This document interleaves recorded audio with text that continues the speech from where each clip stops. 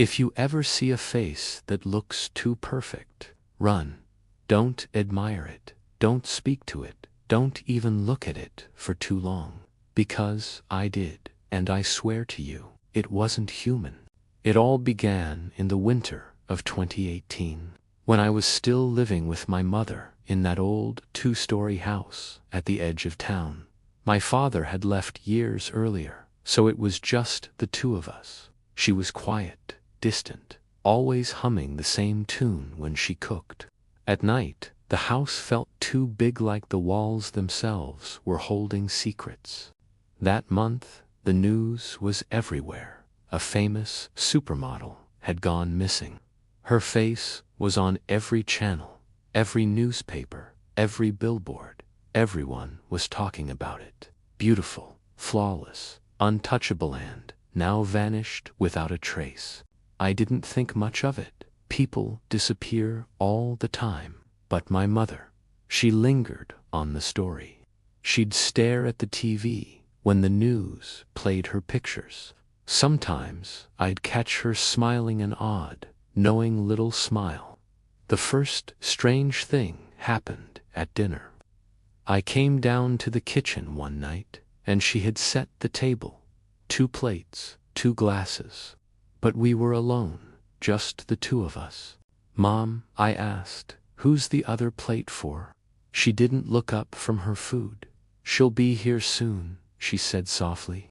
I didn't press her. My mom had always been a little off, but as the days passed, things grew worse.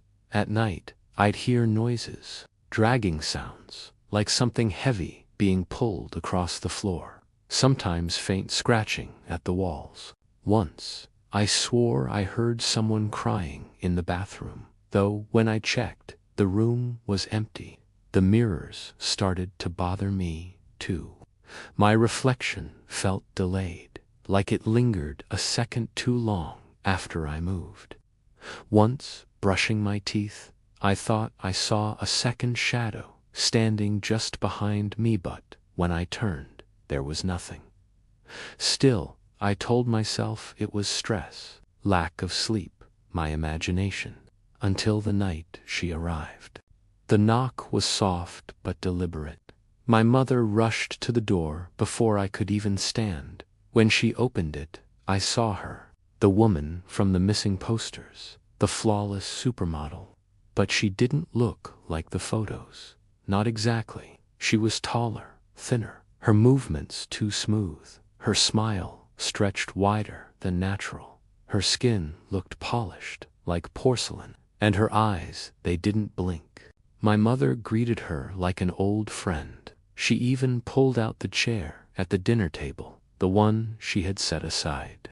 The woman sat, moving stiffly, but with a kind of grace that felt rehearsed. She didn't eat. She just watched me.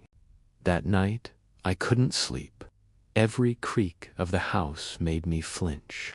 Around 3 a.m., I woke to the sound of humming the same tune my mother always hummed, but it wasn't coming from her room. It was outside my door. I froze under the blanket. The humming grew louder, closer. Then, slowly, my doorknob turned. The door opened a crack. Through the gap, I saw her face, smiling, waiting. I must have blacked out, because when I opened my eyes, it was morning.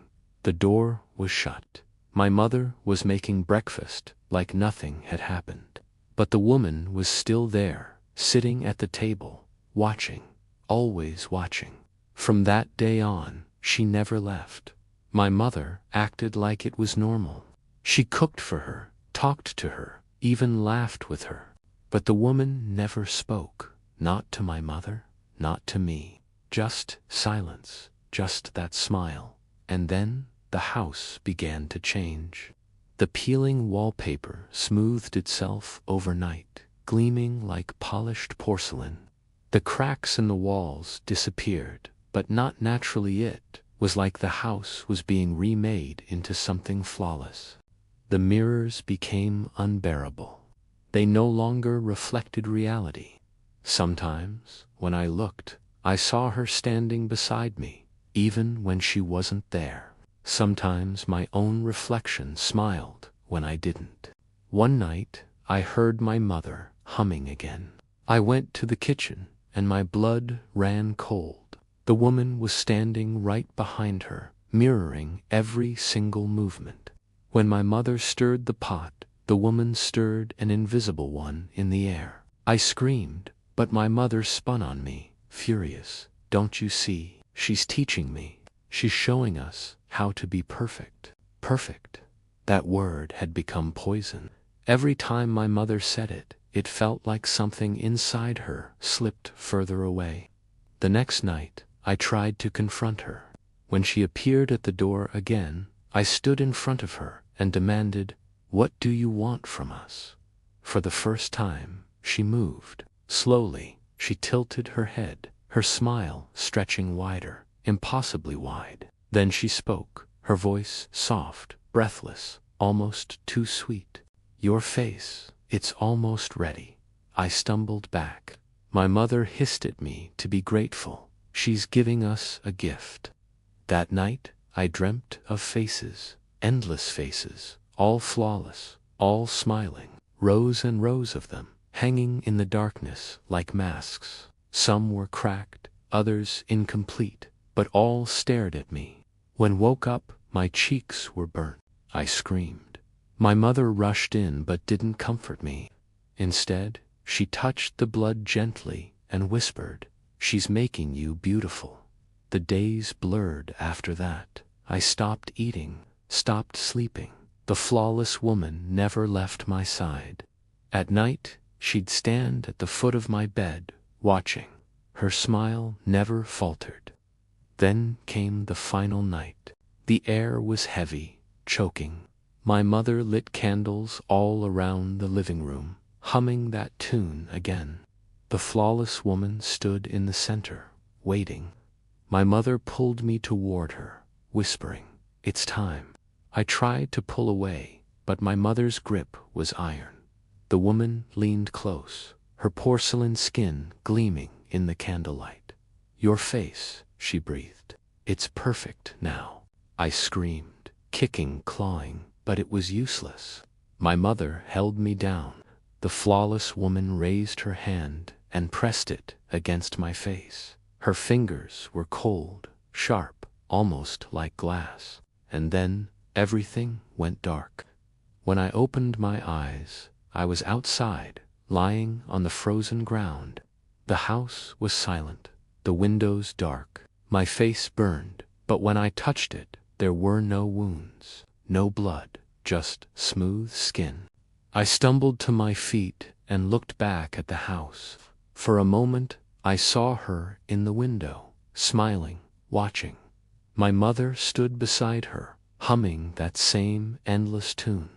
I ran.